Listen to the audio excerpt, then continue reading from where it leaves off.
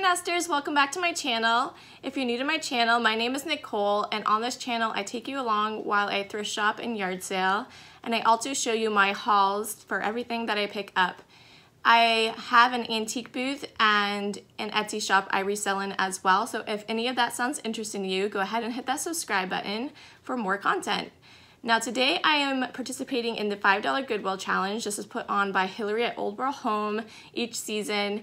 And so without further ado, I'll go ahead and show you what I ended up picking up.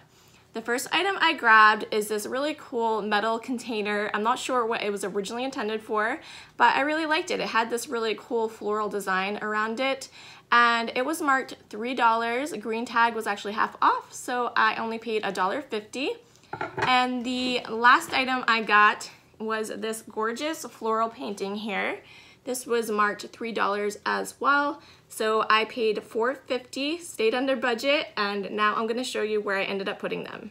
So as you can see, I decided to go ahead and paint the white piece a beautiful vintage teal, and this was mainly because I really like a pop of color, and my wall that I'm going to put it up against is actually white, so it kind of just, made sense to give it some color.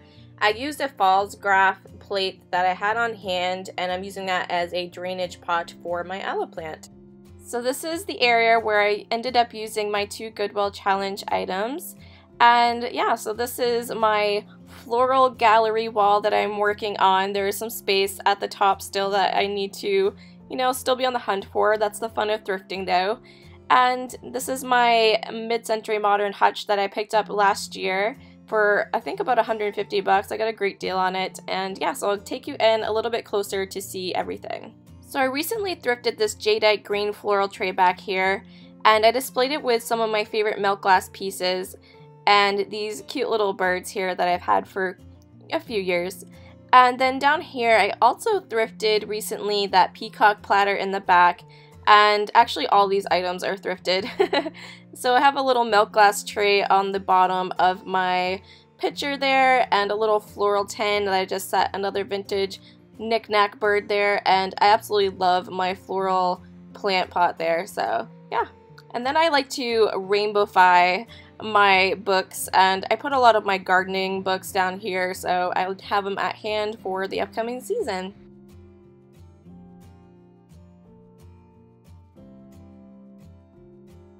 So one thing I really like about the new floral piece is the blue background it has, a little bit of a blue tint there, and it really added some much needed color because my other floral paintings are kind of more muted. And then this is my globe collection, well, some of it.